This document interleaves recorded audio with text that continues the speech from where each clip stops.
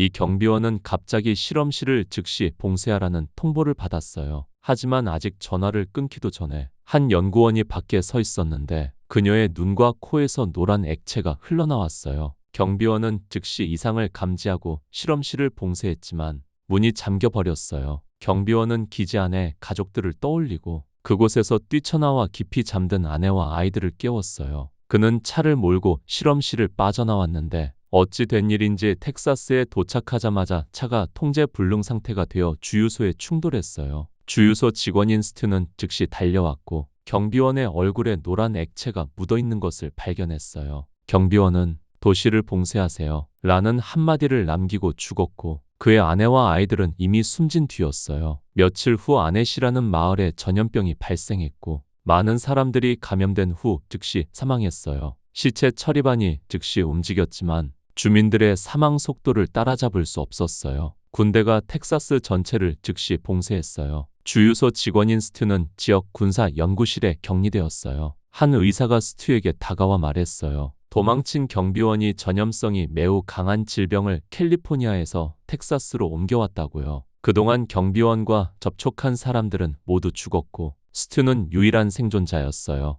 의사는 그의 몸에 항체가 있을 거라고 추측했어요. 현재까지 두 개의 주의 인구 중 80% 이상이 감염되었고 의사는 스튜가 군대와 협력하여 연구를 진행하고 질병 확산을 통제할 수 있기를 바랐어요. 스튜는 심각한 표정으로 군대와 협력하겠다고 동의했어요. 그런데 다음날 아침 그 의사가 다시 스튜에게 와서 말했어요. 기지 내 한 간호사의 아들이 감염되었고 이곳이 언제 함락될지 모르니 그를 더 안전한 곳으로 옮겨야 한다고요. 스튜는 그들을 따라 차에 탔고 그들이 애틀랜타에 있는 총본부로 향하고 있다는 것을 알게 되었어요. 여정은 순조롭게 진행되었고 그들은 곧 그곳에 도착했어요. 의사는 스튜에게 이 기지는 지하 수백 미터 아래에 있으며 수백 년 동안 사용할 수 있는 물자가 충분하고 세계에서 가장 안전한 곳이라고 말했어요. 스튜는 안도의 한숨을 내쉬었어요. 어제 우회 도로로만 다녀서 바깥 세상이 어떻게 되었는지 전혀 몰랐거든요. 그날 밤 스튜는 이상한 꿈을 꾸었어요.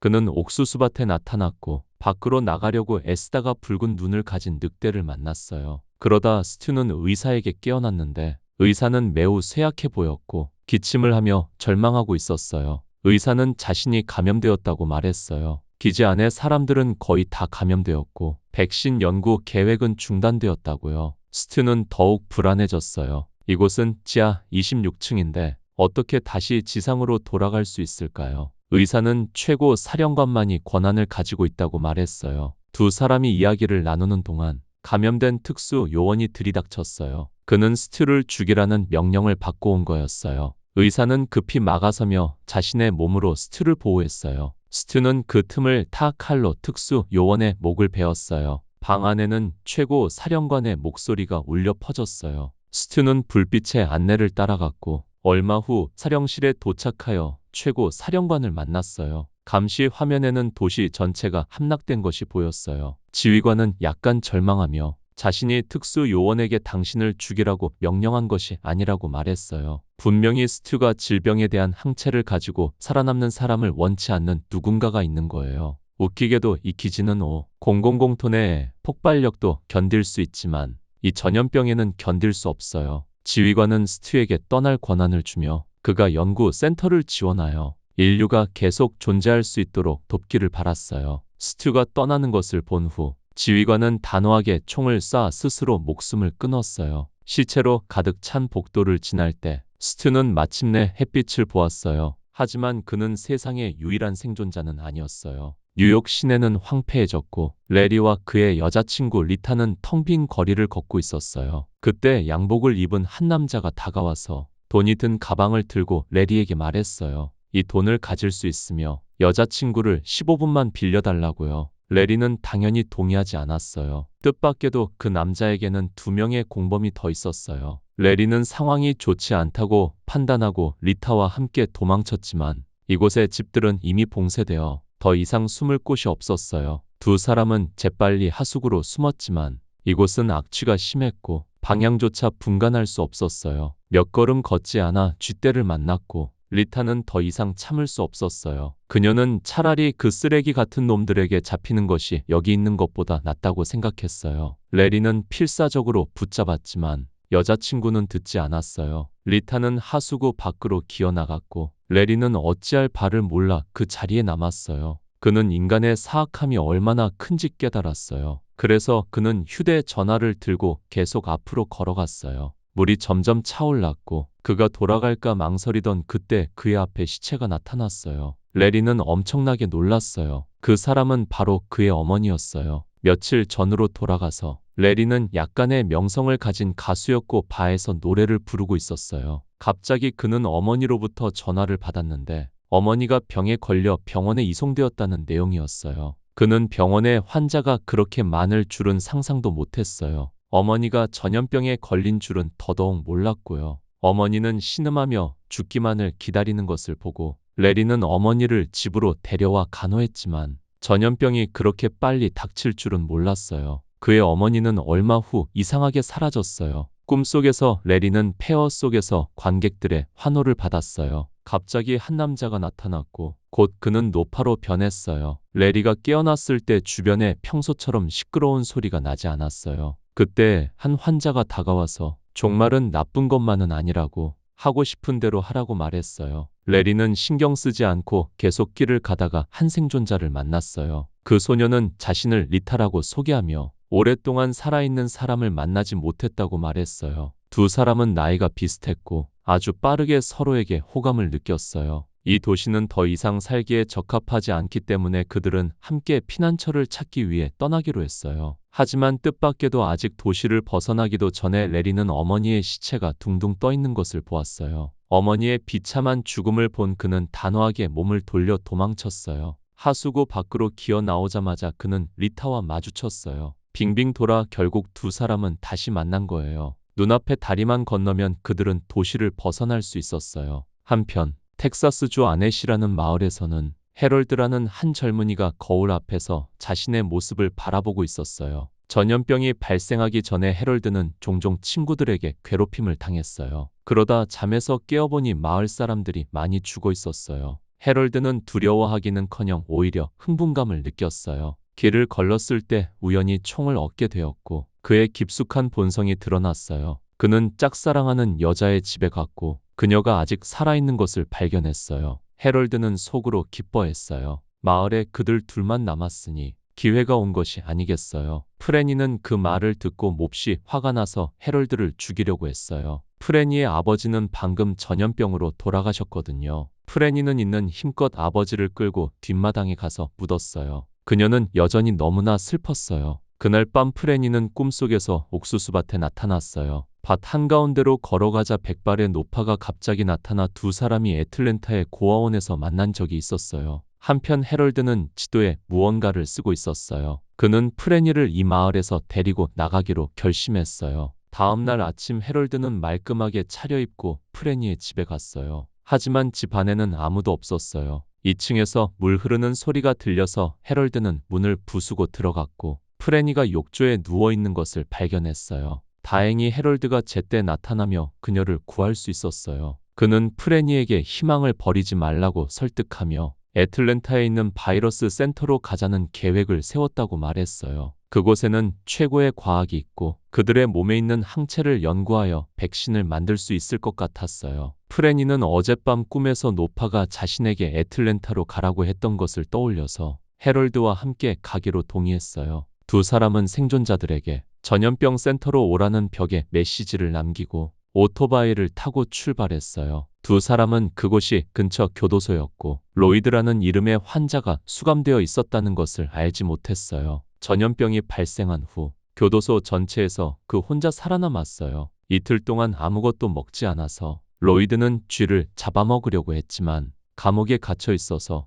쥐를 잡는 것조차 어려웠어요. 결국 로이드는 동료 수감자의 시체를 바라보았어요. 얼마나 시간이 흘렀는지 모르고 로이드는 한 남자에게 깨어났어요. 남자는 동료 수감자의 뜯겨 나간 다리를 보며 로이드에게 무슨 짓을 한 거냐고 물었어요. 로이드는 자신이 죄를 지었다고 말했어요. 약 한 달 전에 로이드와 그의 일당은 은행을 털었고 그 결과 일당 중 한 명이 실수로 사람을 쏴 죽였어요. 일당은 로이드에게 입막음을 위해 직원을 죽이라고 강요했고 로이드가 망설이며 쏘지 않으려는 순간 경찰이 나타났어요. 로이드는 격렬한 총격전에 휘말렸고 이번에는 그가 뭐라고 말해도 아무도 믿지 않을 거예요. 로이드와 그의 일당은 감옥에 갇혔지만 며칠 지나지 않아 감옥에 전염병이 발생했고 이제 그 혼자 남았어요. 로이드는 이제 죽었구나 생각했지만 뜻밖에도 그 남자가 갑자기 나타나 그에게 희망을 주었어요. 특히 그 남자가 열쇠를 꺼낸 후에 로이드는 즉시 무슨 일이든 하겠다고 맹세했어요. 로이드가 감옥에서 나올 때 열쇠는 붉은 돌로 변했어요. 끔찍한 전염병은 전 세계로 퍼져나갔어요.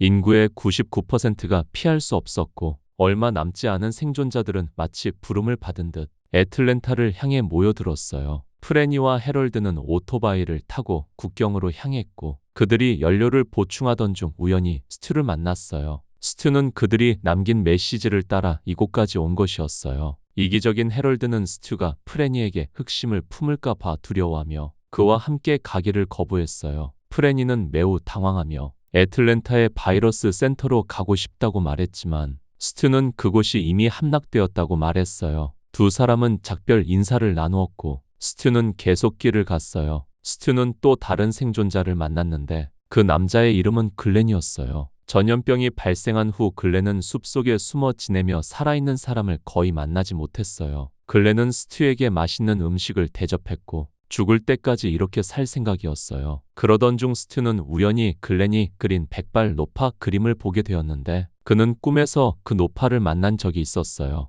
글렌은 도저히 믿을 수 없었어요. 그는 자신의 꿈을 바탕으로 그림을 그렸는데 어떻게 두 사람이 똑같은 사람을 꿈꿀 수 있을까요? 스튜는 노파가 그에게 애틀랜타에 있는 교회로 오라고 말했다고 할 때 글렌은 입을 쩍 벌렸어요. 노파가 그에게도 똑같이 말했거든요. 스튜는 계속 그림을 보다가 임신한 프레니의 그림을 발견했어요. 그는 어제 프레니를 만났는데 그때 그녀는 임신하지 않았었어요. 글렌은 믿을 수 없었어요. 이것은 역시 그가 꿈에서 본 장면이었거든요. 두 사람은 프레니를 데리고 교회에 있는 노파를 찾아 떠나기로 결심했어요. 한편 프레니와 해럴드는 길을 가다 차 한 대에 가로막혔어요. 그들은 차에 표시를 남기려고 했어요. 뜻밖에도 총을 든 한 남자가 나타나서 해럴드와 프레니에게 스스로 수갑을 채우라고 명령했어요. 그러고 나서 그는 차 트렁크를 열었는데 안에는 두 명의 여자가 갇혀 있었어요. 악당은 프레니를 붙잡았어요. 그는 오랫동안 건강한 남자를 보지 못했기에 해럴드에게 기회를 주겠다고 했어요.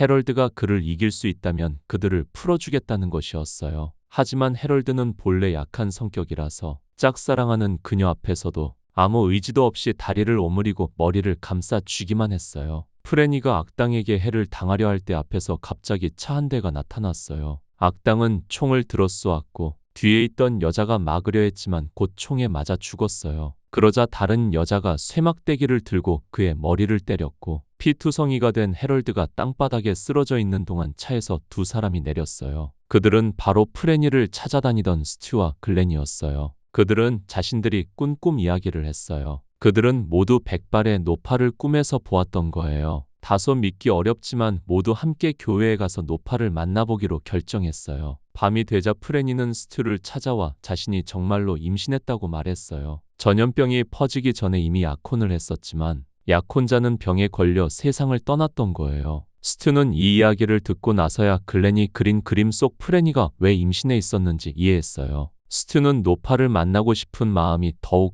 간절해졌어요. 한편 레리와 리타는 애틀랜타를 향해 이동하고 있었어요. 두 사람은 도시를 막 벗어난 직후 큰 비를 만나서 다리 밑에서 잠시 피할 수밖에 없었어요. 수많은 어려움을 겪은 끝에 리타는 세상이 끝난 뒤 살아남은 사람이라고 해도 예전처럼 기쁨을 찾기는 정말 힘들다고 말했어요. 결국 리타는 레리와 함께 가지 않겠다고 결정하고 무의미한 삶을 스스로 마감하려 했어요. 레리는 그녀를 붙잡지 않고 배낭을 메고 다시 길을 떠났어요. 길을 가던 중 한 소년이 칼을 들고 레리를 향해 달려왔어요. 곧이어 한 여자이 나타나서 아이를 대신해 상황을 설명했어요. 그 아이는 심각한 자폐를 앓고 있었고 그녀는 며칠 전에 우연히 아이를 발견했죠. 레리는 그 여자의 리타와 매우 닮았다는 사실을 깨달았어요. 그래서 그는 그녀에게 함께하자고 제안했어요. 길을 가던 중 그는 많은 메시지를 보고 애틀랜타로 가보기로 결심했고 세 사람은 길을 떠났어요. 슈퍼마켓을 발견하자 멈춰서 비축 물품을 챙겼고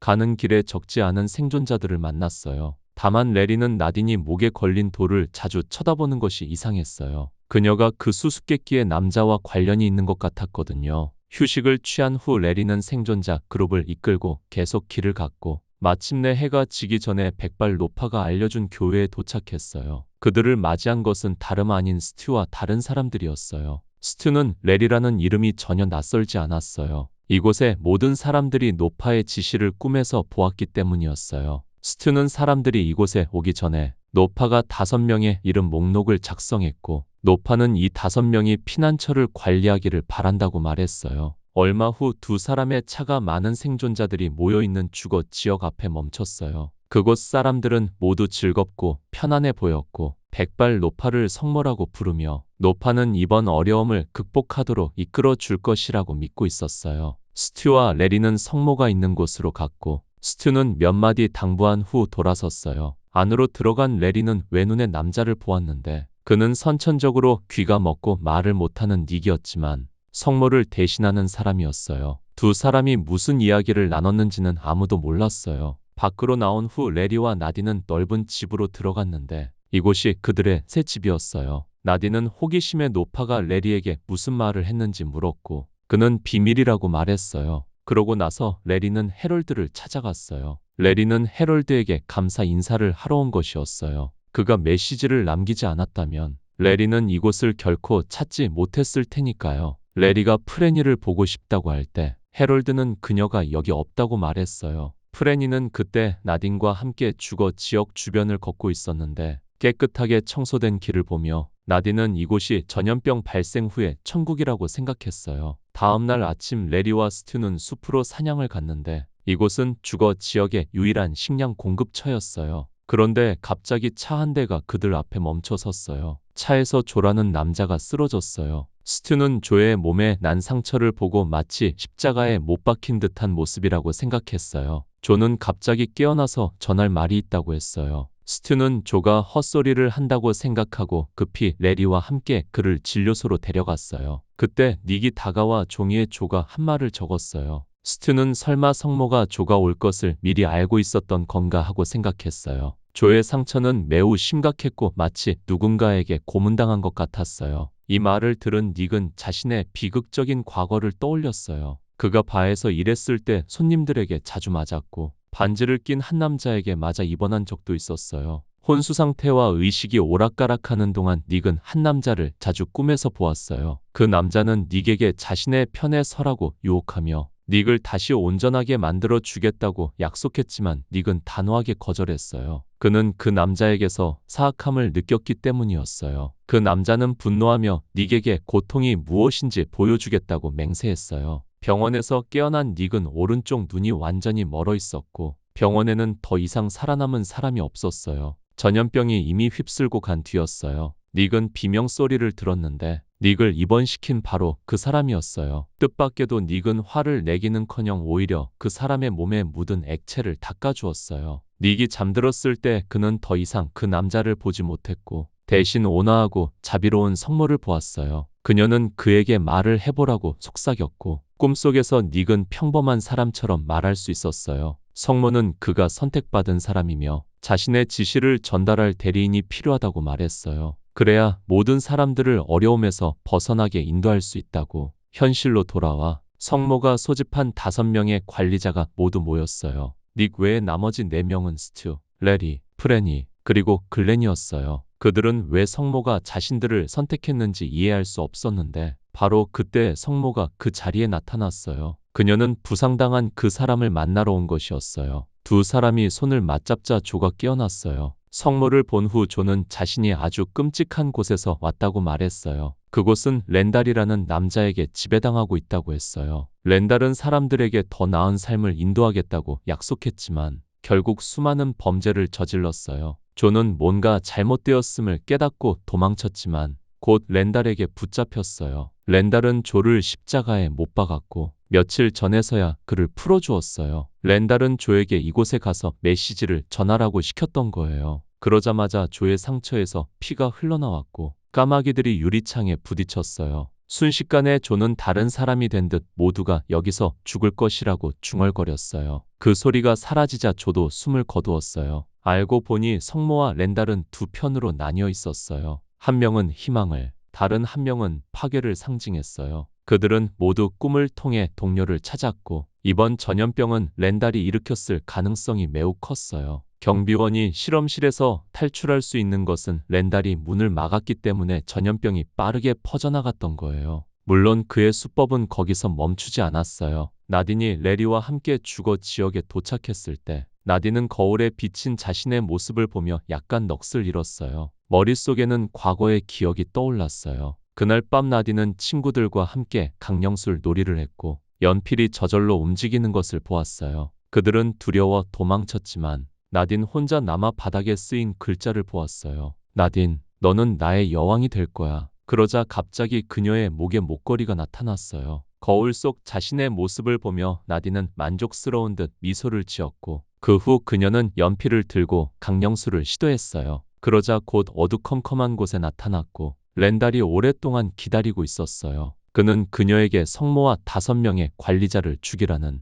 명령을 내렸어요. 나딘은 할 수 없다고 말했지만 렌달은 걱정하지 말라고 했어요. 그때가 되면 도와줄 사람이 있을 거라고요. 이곳은 종말의 날의 피난처였지만 모든 사람들이 평화롭게 살기를 원치 않는 자가 있었어요. 그는 꿈을 통해 다른 사람들을 조종하여 관리자들을 살해하도록 사주했어요. 렌달의 지시대로 나딘은 해롤드에게 접근했어요. 왜냐하면 피난처에서 해롤드의 본성이 가장 악했기 때문이에요. 이전에는 짝사랑하던 그녀와 함께할 기회가 오랫동안 없었는데 결국 해롤드는 자신의 나약함 때문에 프레니가 스튜의 품에 안기는 것을 지켜봐야 했어요. 두 사람은 아주 빠르게 연인이 되었고 해롤드는 겉으로는 아무렇지 않은 척했지만 속으로는 엄청난 분노를 느꼈어요. 이것이 가장 끔찍한 일은 아니었어요. 스튜와 프레니는 이곳에 오자마자 성모에게 관리자로 선택받았지만 해롤드는 시체 처리반 일을 할 수밖에 없었어요. 이전 마을에서 그가 시체 처리반의 일원이었던 경험 때문이었어요. 다행히 해롤드는 전 동료였던 테디를 만났고 두 사람의 관계는 꽤 좋았어요. 새로운 거처에 와서도 함께 일할 수 있게 된 것이에요.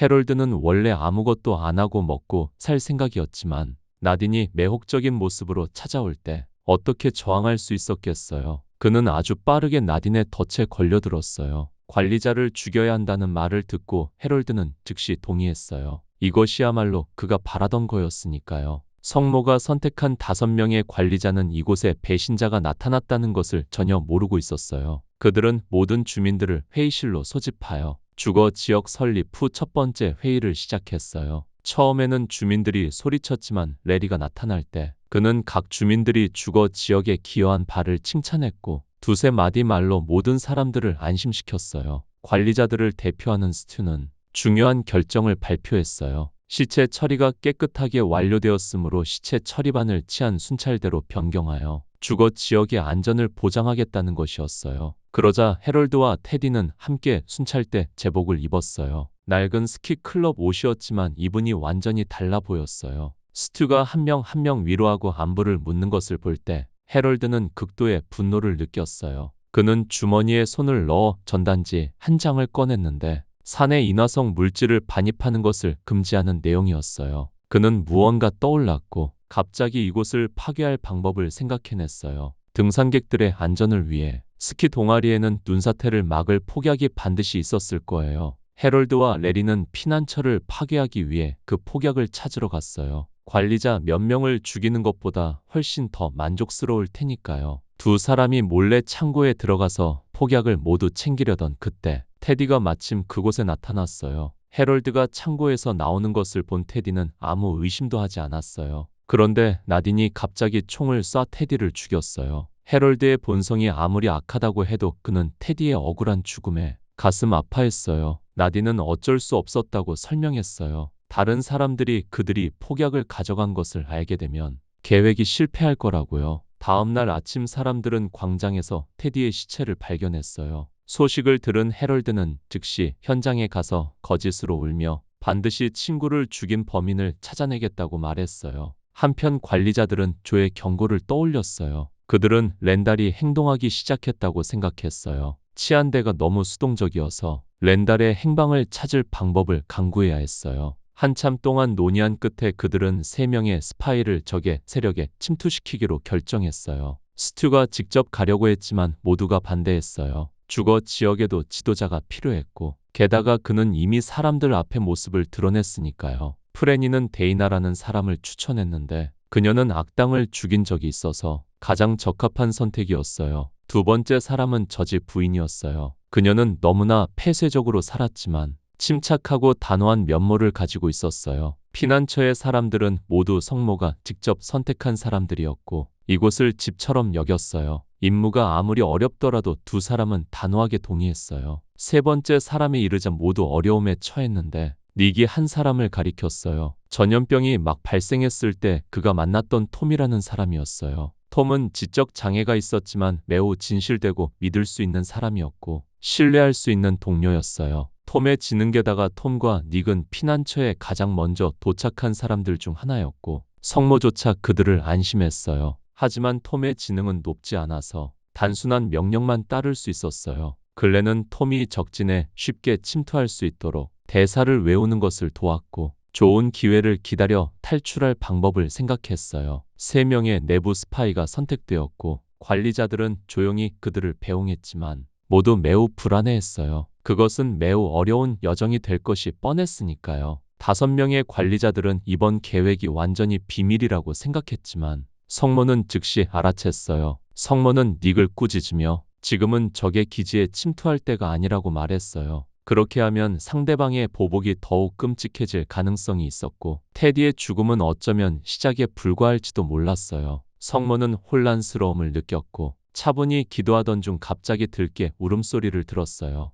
늑대 한 마리가 그녀 앞에 나타났고 한편 헤럴드는 나딘을 만나고 막 밖으로 나오다가 프레니와 마주쳤어요. 뜻밖에도 프레니는 매우 이상할 정도로 열정적이었어요. 프레니는 헤럴드를 식사에 초대했고 헤럴드는 기꺼이 동의했어요. 그는 속으로 프레니가 변한 걸까 생각했어요. 그러고 나서 프레니는 레리를 찾아가 부탁을 했어요. 오늘 밤 그녀가 헤럴드의 주의를 끄는 동안 레리에게 헤럴드의 집을 수색해 달라는 것이었어요. 헤럴드와 프레니는 마을에서 함께 자랐고 프레니는 헤럴드가 얼마나 옹졸하고 이기적인 사람인지 잘 알고 있었어요. 그녀는 헤럴드가 테디의 죽음과 관련이 있을 거라고 추측했어요. 레리 역시 최근 헤럴드의 행동이 다소 이상하다고 느껴서 프레니의 부탁을 받아들였어요. 그날 밤 헤럴드는 꽃과 와인을 들고 약속 장소에 나타났지만 뜻밖에도 스튜도 그 자리에 있었어요. 그들은 약간 불만스러웠지만 함께 식탁에 앉아 저녁 식사를 했어요. 프레니는 몰래 무전기를 들어 레리에게 행동을 시작하라는 신호를 보냈고 그는 즉시 헤럴드의 집으로 몰래 들어갔어요. 지하실 문은 굳게 잠겨 있었고 레리는 함부로 움직이지 않고 주변을 살펴보기 시작했어요. 한편 술에 거의 취한 헤럴드는 화장실에 간다는 핑계로 프레니의 침실로 몰래 들어갔어요. 탁자 위에 곰 인형을 보고 그는 음흉한 미소를 지었어요. 식당으로 돌아온 헤럴드는 술이 약해서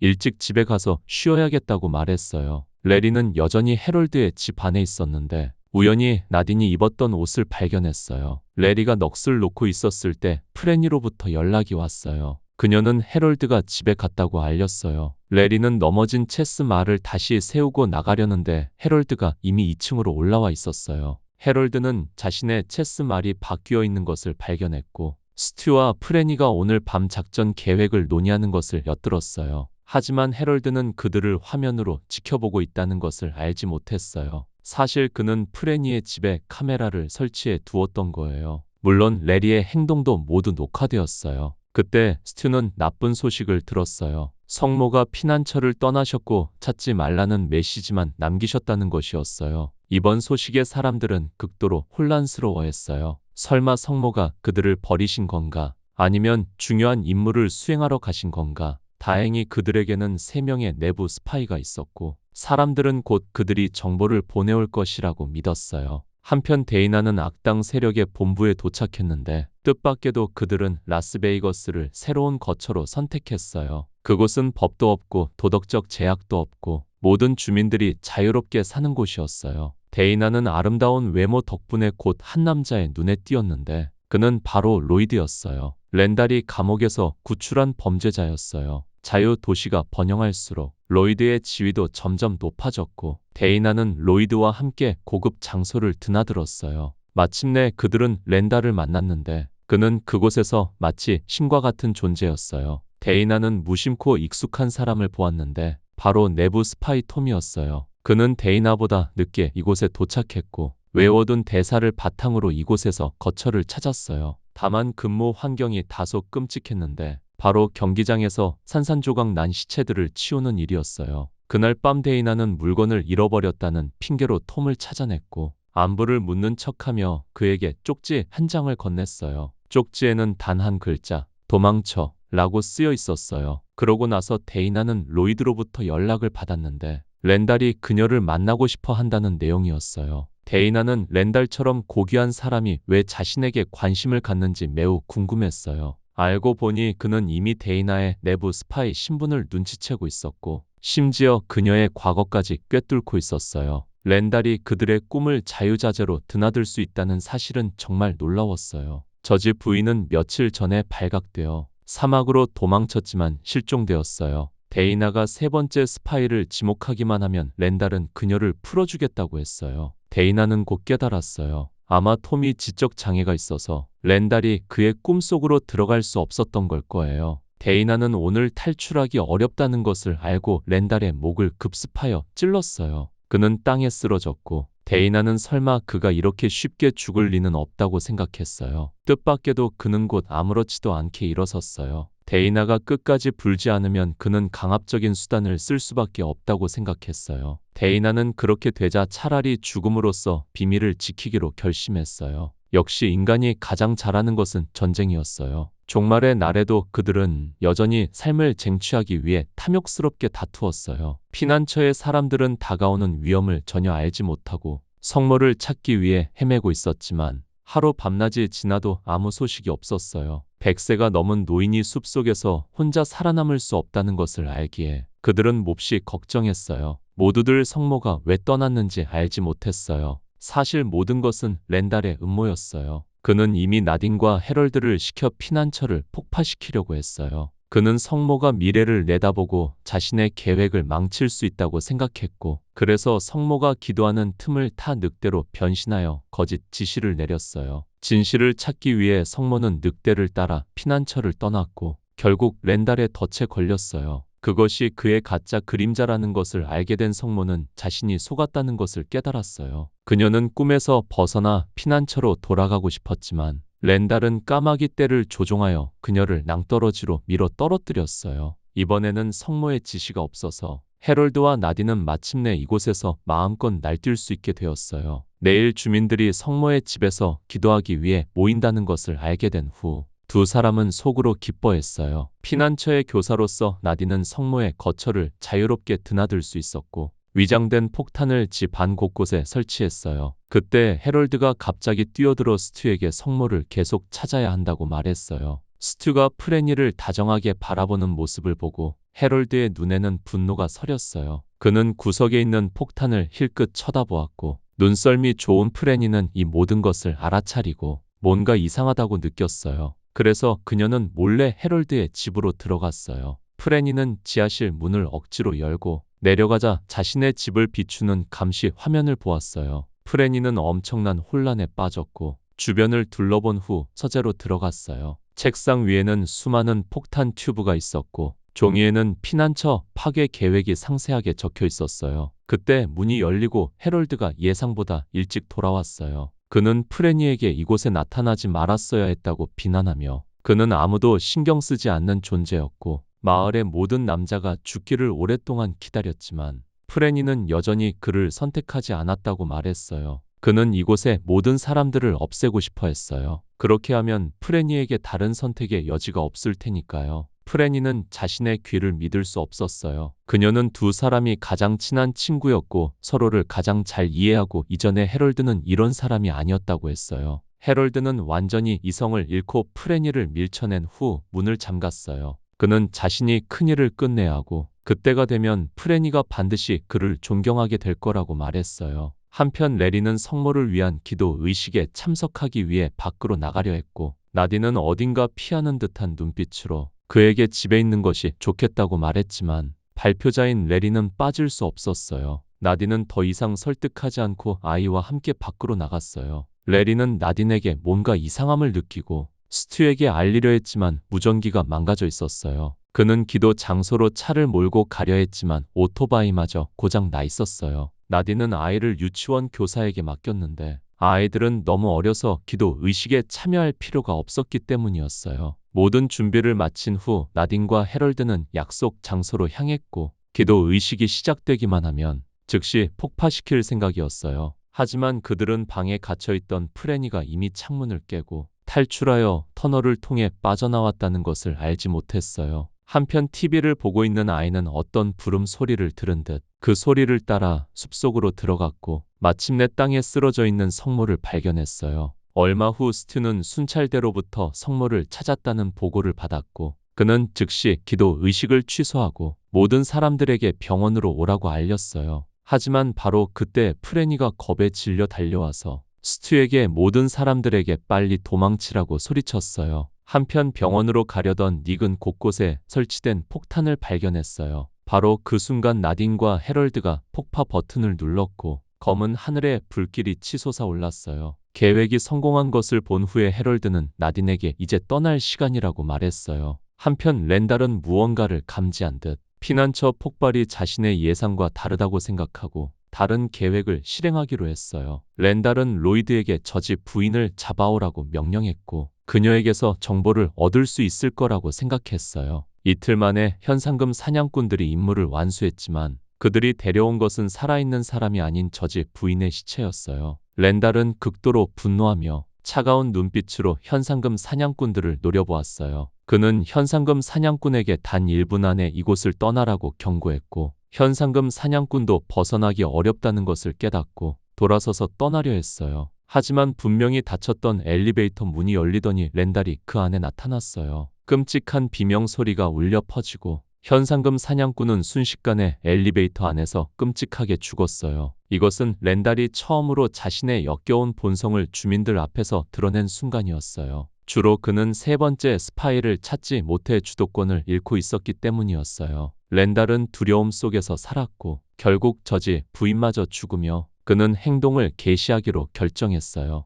렌달은 부하들에게 새로운 모든 피난민들을 잡아들이라고 명령했지만 뜻밖에도 톰은 며칠 전 데이나로부터 메시지를 받았어요. 비록 톰은 지적 장애가 있었지만 매우 순종적이었고 다음날 아침 쓰레기 수거차에 숨어 이 끔찍한 도시를 탈출했어요. 원하는 결과를 얻지 못한 렌달은 꿈속에서 부하를 찾았어요. 그 소녀는 어릴 때부터 불을 좋아했고 정신적으로 온전치 못했어요. 렌달의 초자연적인 능력을 본 후에 그를 신처럼 여겼어요. 렌달은 그 소년을 능숙하게 꿰어내어 세상에서 가장 큰 불은 사막의 실험실에 있는 핵탄두라고 말했어요. 과연 렌달은 핵으로 성모의 피난처를 파괴하려 했던 거예요. 한편 피난처에서는 관리자들이 불을 껐고 다행히 기도 의식이 미리 취소되어 사상자 규모는 크지 않았어요. 다만 안타깝게도 닉은 폭탄 근처에 있어서 장례식 때 온전한 시신조차 찾을 수 없었어요. 바로 그때 병상에 있던 성모가 깨어났어요. 그녀는 조력자인 레이에게 관리자들을 병실로 불러오라고 했고 모두 지체 없이 달려왔어요. 부상을 입은 프레니조차 휠체어를 타고 왔어요. 성모의 숨결은 매우 약했지만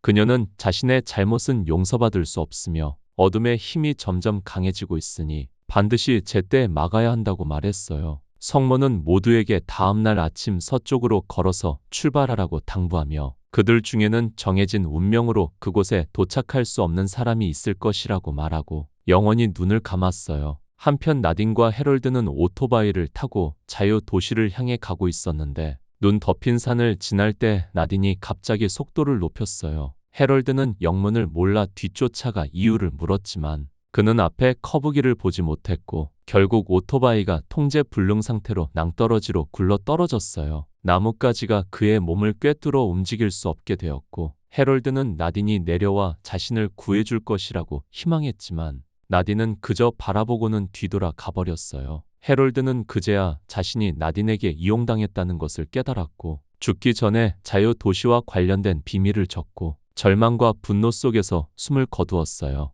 관리자들은 성모의 당부대로 어떤 교통수단도 이용하지 않고 자유 도시를 향해 걷기 시작했어요. 이곳에서 1,000km가 넘는 거리를 언제 도착할 수 있을지는 알 수 없었어요. 그날 그들은 해럴드가 사고를 당한 곳을 지나가게 되었고 썩어가는 시체를 본 레리는 차마 그냥 지나칠 수 없어 내려가고 장례를 치러주려 했어요. 그러다 우연히 해럴드가 남긴 수첩을 발견했고 그제야 레리는 렌달의 인간 조종 능력을 알게 되었어요. 해럴드는 렌달을 숭배하는 사람이 많을수록 그의 힘이 강해진다고 밝혔던 거예요. 관리자들은 더욱 두려워졌고 얼마 가지 않아 앞길에 장애물이 나타났어요. 양쪽 끝이 넓은 균열로 갈라져 있었고 균열을 건너는 수밖에 없어 보였어요. 스튜가 먼저 내려가 보니 문제가 없었고 모두 따라오라고 했지만 올라오던 중 돌이 무너져 스튜가 아래로 떨어졌어요. 생명에는 지장이 없었지만 오른쪽 다리가 부러졌어요. 모두가 그의 상처를 치료해 준 후 계속 길을 가기에는 어려울 것 같았어요. 스튜는 죽기 전 성모의 예언을 떠올렸어요. 정해진 운명으로 그곳에 도착할 수 없는 사람이 있을 거라고요. 스튜는 모두에게 계속 길을 가라고 자신 때문에 계획을 망치지 말라고 당부했고 모두가 침묵에 잠겼어요. 이곳은 황량하여 인적조차 없었고 스튜는 버틸 수 없을 거예요. 글렌은 진통제 한 봉지를 꺼내 스튜에게 12시간마다 한 알씩 먹으라고 했고 한 번에 3-4알씩 먹으면 죽을 거라고 경고하며 더 끔찍한 죽음보다 못한 존재를 만날까 걱정했어요. 두 사람이 영원한 작별을 고한 후 남은 세 사람은 다시 길을 떠났지만 얼마 가지 않아 차 한 대가 그들 앞에 멈춰 섰어요. 자유 도시의 로이드였어요. 뜻밖에도 렌달은 이 모든 것을 미리 예상하고 있었고 그들은 함정에 빠진 거예요. 동시에 렌달에게 꼬임당한 그 소녀는 핵탄두를 찾아냈고 몹시 흥분하며 빨리 돌아가 공을 세우고 싶어 했어요. 방사능 수치는 최고조에 달했고 핵탄두의 파괴력이 엄청나다는 것을 보여주었어요. 악당 세력의 힘은 매우 강력했고 핵무기를 사용하면서 미래까지 내다보고 있었지만 정의로운 편은 수세에 몰려 있었어요. 성모마저 죽은 상황에서 그들의 작은 힘으로 어떻게 해야 할까요? 종말의 날에 살아남은 자들은 번개에 맞고 유일하게 남은 화려한 도시마저 파멸의 순간을 맞이하고 있었어요. 시간은 이틀 전 밤으로 돌아가고 레리, 글렌, 그리고 레이는 자유 도시로 끌려왔어요. 그들은 화려한 거리를 호기심 어린 눈으로 둘러보았고 우연히 일정 간격으로 도망치는 범죄자들이 잔혹하게 고문당하는 장면을 목격했어요. 곧 그들은 최고 관리 본부에 도착했고 그들을 맞이한 사람은 옛 친구 나딘이었어요. 며칠 만에 그녀는 몹시 쇠약해져 있었고 임신까지 한 모습이었어요. 세 사람의 운명도 별반 다르지 않아 우리 안에 갇히게 되었어요. 지배자 렌달은 체제의 우월성을 과시하기 위해 피난처에서 온 세 사람에 대한 공개 재판을 열었고 로이드는 거만하게 그들이 황무지에서 왔다는 것을 인정하고 자유 도시에 합류하기만 하면 풀어주겠다고 말했어요. 글렌은 즉시 반박했어요. 비록 그들이 이곳에 온 지 얼마 안 되었지만 길거리의 광경을 통해 이곳 주민들이 공포 속에 살고 있다는 것을 알 수 있었어요. 그러고 나서 글렌은 카메라를 향해 렌달이 직접 와서 맞서라고 했어요. 로이드는 글렌을 때려 넘어뜨렸어요. 글렌은 다시 일어나서 로이드에게 혹시 두려워서 렌달에게 굴복한 것이 아니냐고 물었어요. 로이드는 글렌의 말이 맞았기에 분노하며 잔인하게 총을 쏴 글렌을 죽였어요. 그 끔찍한 광경에 주민들은 충격에 휩싸였고 심지어 글렌의 말을 다시 생각하기 시작했어요. 멀리서 지켜보던 렌달은 갑자기 날 수 없게 되었어요. 이전 해럴드가 렌달의 힘은 주민들의 숭배에서 나온다고 말했어요. 그의 명성이 실추되자 힘이 약해지기 시작한 것이에요. 그때 그들은 계획을 논의했고 글렌의 죽음은 헛되지 않았어요. 한편 다리가 부러져서 그곳에 남겨진 스튜는 당연히 죽을 거라고 생각했지만 글렌의 개가 무리를 떠나 돌아와 스튜를 보호하기 시작했어요. 밤이 되자 매서운 추위 속에서 스튜가 절망에 빠져 있을 때 그 개는 충성스러운 경비병처럼 다가오는 모든 야생 동물을 쫓아냈고 그렇게 스튜는 살아남았어요. 한편 레리와 레이는 여전히 계획을 논의하고 있었는데 갑자기 나딘이 사람들을 데리고 들어왔고 레이를 끌고 나가고 레리만 방에 남겨두었어요. 그 후에 나딘은 가장 궁금했던 질문을 던졌어요. 아이는 어떻게 되었냐고요. 레리는 그녀에게 자신부터 걱정하라고 말했어요. 며칠 만에 그녀는 완전히 다른 사람이 되어 있었으니까요. 나딘은 레리가 무슨 말을 하는지 이해하지 못했어요. 그녀는 자신이 아주 잘 지내고 있다고 말하며 자유 도시에 도착한 후 렌달이 즉시 그녀를 여왕으로 만들어 주었고 지금 그녀는 매우 행복하다고 자랑했어요. 레리는 스테인리스 쟁반을 들어서 나딘에게 자신의 모습을 비춰주었고 그러자 나딘의 얼굴색이 즉시 변했어요. 예전 침실과 엘리베이터에서의 그녀는 여전히 아름답고 매혹적인 모습이었어요. 나딘은 설마 자신이 본 모든 것이 거짓이었던 걸까 생각했어요. 갑자기 배에 극심한 통증을 느꼈어요. 뜻밖에도 그녀는 그렇게 빨리 아이를 낳게 된 거예요. 분만실에서도 그녀는 간신히 일어나 렌달에게 자신이 무엇을 임신했는지 물으러 갔어요. 그녀는 자신이 곧 죽을 것이라고 느꼈어요. 렌달은 그 아이가 자유 도시의 왕자이며 나딘의 사명은 바로 그 아이를 낳는 것이라고 말했어요. 나딘은 마침내 깨달았어요. 렌달이 수십 년 전에 남긴 글, 그가 나딘을 그의 여왕이라고 한 말은 모두 거짓이었어요. 나딘은 그의 단순한 출산 도구였을 뿐이었어요. 모든 것을 깨달은 후 나딘은 목걸이에 돌로 유리창을 깨고 망설임 없이 뛰어내렸어요. 렌달은 소리쳤어요. 그가 기다리던 왕자가 태어나기도 전에 죽었어요. 로이드는 렌달의 격렬한 분노를 느끼고 자신의 영혼이 떨리는 듯했어요. 그래서 로이드는 자진해서 그에게 아첨하며 자신이 그가 받아들인 첫 번째 신도라고 말했어요. 렌달은 겉으로는 침착해 보였지만 매우 잔인한 명령을 내렸어요. 그는 로이드에게 나딘의 머리를 레리 앞에 가져다 놓으라고 시켰어요. 렌달은 나딘의 죽음의 원인이 바로 이 두 사람이라고 생각했어요. 렌달은 그들에게 대가를 치르게 하기로 결심했어요. 발표가 끝난 후 렌달은 다시 한번 주민들의 환호를 받았고 그의 명성은 회복되었어요. 렌달은 핵무기로 피난처를 파괴하겠다고 선언했고 화면에는 자유 도시의 길이 나타났어요. 그 소년이 핵탄두를 가지고 돌아왔어요. 물이 점점 차오를수록 환호성은 더욱 커져갔어요. 렌달을 기쁘게 하기 위해 로이드는 레리에게 몇 마디 비웃으려고 다가갔지만 레리는 어떤 악의 세력도 두렵지 않다고 말했어요. 로이드는 레리가 자신을 조롱한다고 생각하고 몽둥이로 레리를 때렸지만 레리를 멈출 수 없었어요. 마침내 참지 못한 누군가가 자신은 악의 세력을 두려워하지 않는다고 외쳤고 렌달은 그 사람을 찾아내 부하들에게 즉시 죽이라고 명령했어요. 그러자 또 다른 사람이 나서서 악의 세력을 두려워하지 않는다고 말했고 상황은 통제 불능 상태로 치달았어요. 바로 그때 그 소년이 핵탄두를 들고 회관에 도착했어요. 그는 방사능에 심하게 오염되어 형체를 알아볼 수 없었지만 그럼에도 불구하고 꿋꿋이 임무를 완수하려 했어요. 하지만 주민들의 눈에는 렌달이 다른 사람들의 생사는 안중에 없고 이전의 일들만 생각하는 것처럼 보였어요. 주민들의 숭배는 원망으로 바뀌었고 결국 렌달은 벌을 받았어요. 하늘에서 갑자기 천둥 번개가 치고 검은 구름이 건물을 뒤덮었고 사람들은 공포에 질려 하늘을 올려다보았어요. 번개가 치자 사람들은 두려워 도망치려 했지만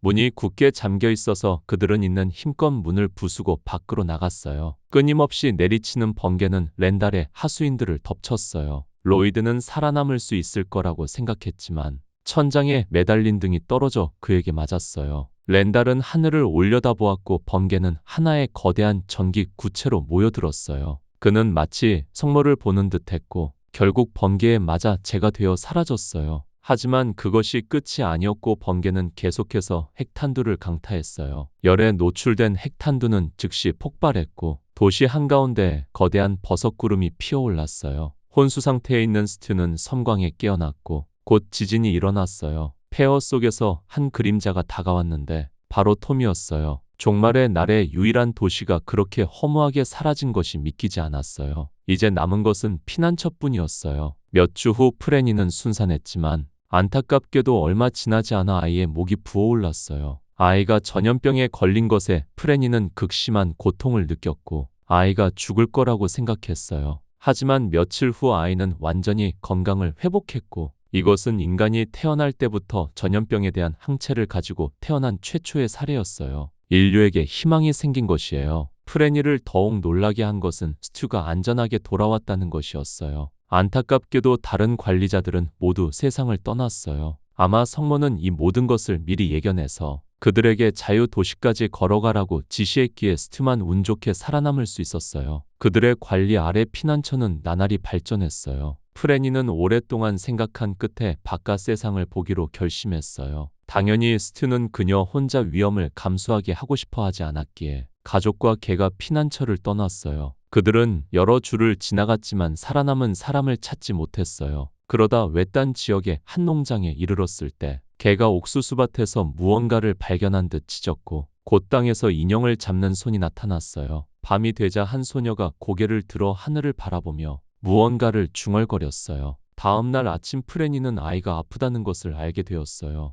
스튜는 즉시 약을 찾기 위해 슈퍼마켓으로 차를 몰았고 프렌이 혼자 집에 있다가 물을 뜨러 가던 중 우연히 깊은 우물에 빠졌어요. 혼미한 상태에서 그녀는 숲속으로 들어가는 꿈을 꾸었고 그곳에서 프레니는 렌다를 보았어요. 그는 그녀에게 무언가를 보여주고 싶다고 말했고 뜻밖에도 깊은 숲속에는 전염병의 공격을 전혀 받지 않은 원시 부족이 살고 있었어요. 말한 후에 렌달은 손을 휘둘러 프레니에게 그녀가 우물에 떨어지는 환상을 보여주었어요. 그녀는 심각한 골절상을 입었고 부러진 뼈가 폐를 찔렀으며 그녀의 아이는 배고픔에 울고 있었어요. 스튜의 차는 길가에서 고장나서 제때 돌아올 수 없었어요. 프레니는 절망에 빠졌고 렌달에게 굴복해야만 살아남을 기회가 있을 거라고 생각했지만 다행히 프레니의 의지는 매우 강했고 그의 유혹에 넘어가지 않았어요. 그녀가 숲에서 벗어나려 할 때 그녀는 옥수수밭에 나타났어요. 프레니는 익숙한 노랫소리에 이끌려 한 집으로 다가갔고 가까이 다가가 보니 그곳에는 성모가 있었어요. 그녀의 얼굴은 여전히 온화했고 그녀는 프레니를 위로하며 너무 걱정하지 말라고 그녀는 다이의 어머니가 될 것이고 그 아이들은 자라서 20명의 아이를 낳고 결국 70명의 대가족이 될 것이라고 말했어요. 그때가 되면 지구는 다시 활기를 되찾을 거라고요. 현실에서 스튜는 차를 고치고 급히 농장으로 돌아왔고 한 소녀가 아이를 돌보고 있었어요. 소녀는 프레니가 우물 아래에 있다고 말했고 스튜는 그 말을 듣자마자 몹시 당황하여 급히 밧줄을 내려 그녀를 구했어요. 그 다음에 놀라운 광경이 벌어졌어요. 소녀가 프레니의 몸에 살짝 손을 대고 그녀의 상처가 즉시 치유되었고 곧바로 멀쩡하게 일어섰어요. 그리고 그 소녀도 마치 한 번도 존재하지 않았던 것처럼 사라져버렸어요. 스튜는 그 소녀가 바로 성모라고 믿었어요. 이 일을 겪으면서 프레니는 이 세상의 영적인 힘을 믿게 되었어요. 그녀는 어떤 것이든 좋은 면과 나쁜 면이 있으며 한쪽은 깊은 우물과 같은 어둠의 심연을 상징하지만 의지가 충분히 강하다면 반드시 빛이 비추는 곳에 도달할 수 있다고 말했어요. 그녀의 사명은 여전히 계속되어야 할 것 같았어요. 프레니의 꿈에서처럼 깊은 숲속에서 어둠의 군주 렌달이 부활했어요. 이상으로 드라마 더 스탠드의 모든 내용을 전해드렸습니다. 시청해 주셔서 감사합니다. 그럼 안녕히 계세요. 다음에 또 만나요.